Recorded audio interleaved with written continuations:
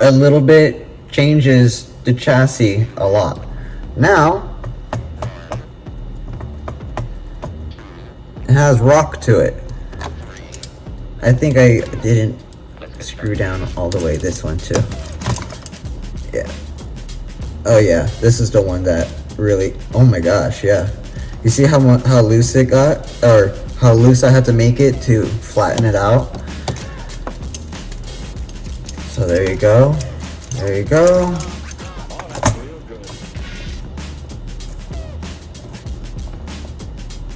Yeah. Now it has this rock to it.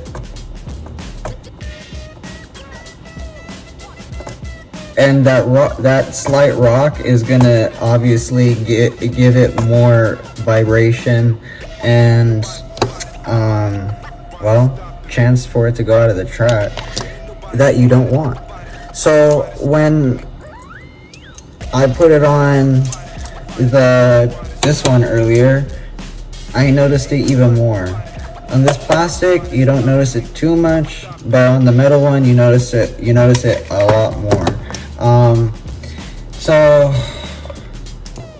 I figured that I would look at the bottom here of the chassis, and I would see if the plastic of the rear, you could say subframe part to the center chassis part, was lining up. These top pieces were lining up. You could kind of see if here is gonna line up or here is gonna line up. Even with these little blue ones that are going, these blue lines that are going to here, sometimes if these aren't lining up, that means the chassis is not perfect, and you need to adjust it with which side that is imperfect. So knowing now that this side is the imperfect one, we back it out to, I'm hoping this is how much we need.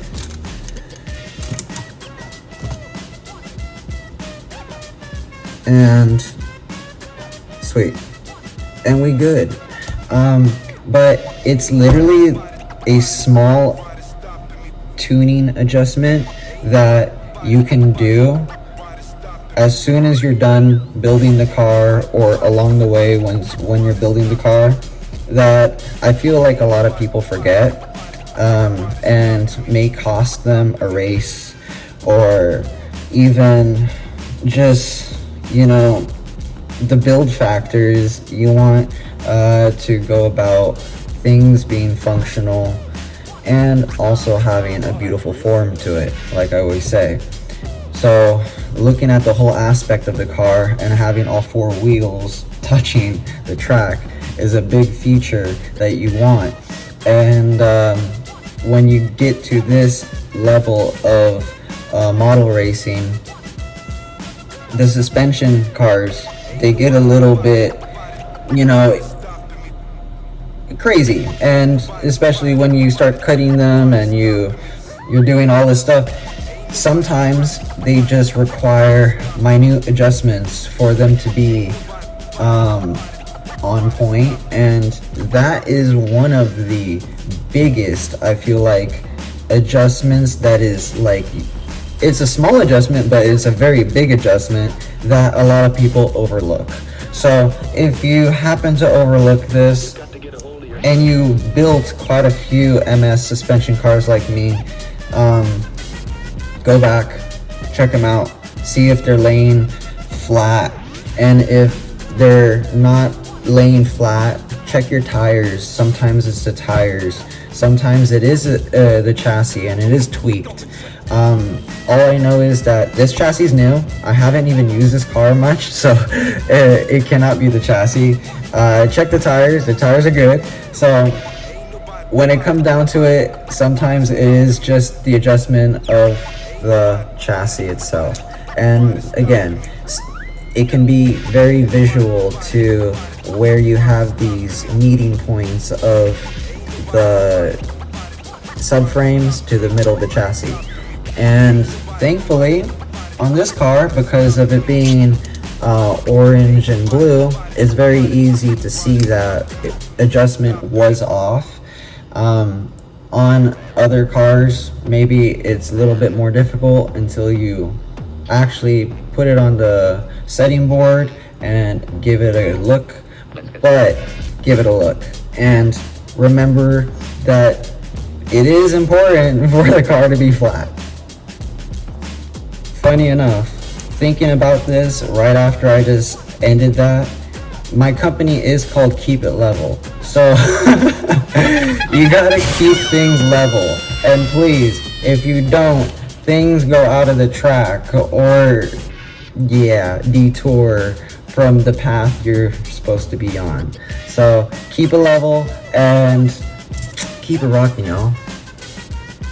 So to give even more of a demonstration, this car is an old chassis. Some of you have seen this car before. I've raced this car many times in Italy. I've raced it everywhere. So this is Thanos.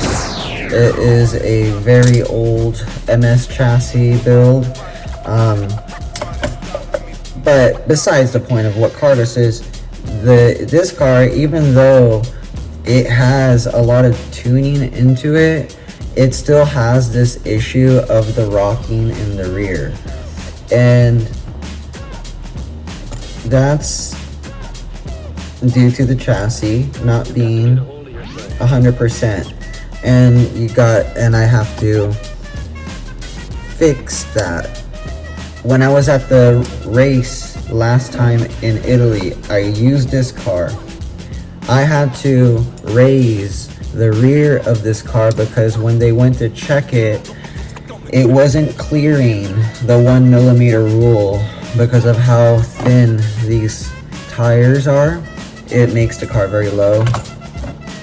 And so I had to raise the rear of this car to be able to even use it in the competition. And when I did that, it ended up making the suspension a little bit floppy in the rear, like that. And well, the car did not perform as well as it should have, and that's when I came second. It is what it is. But with that said, that's what I mean. It comes down to the most minute things, and also the aspect of being able to run certain parts in certain places, and being able to be as low as you want to be in certain places.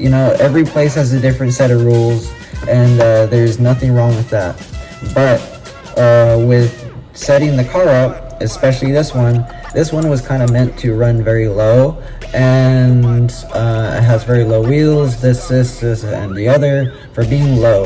And well, when I ended up having to change the settings to raise the rear especially, it messed this car up and did not run as consistently as it should have.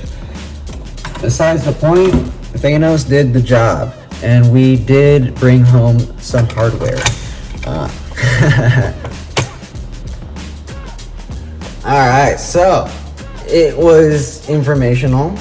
I know it's a little short one, but it was something worth giving out to you guys and producing some content, because in the end, I don't like blowing smoke up y'all's, just for views. I like making this channel actually a usable channel for people who are getting into this hobby and wanting to expand on their knowledge if they're into this hobby.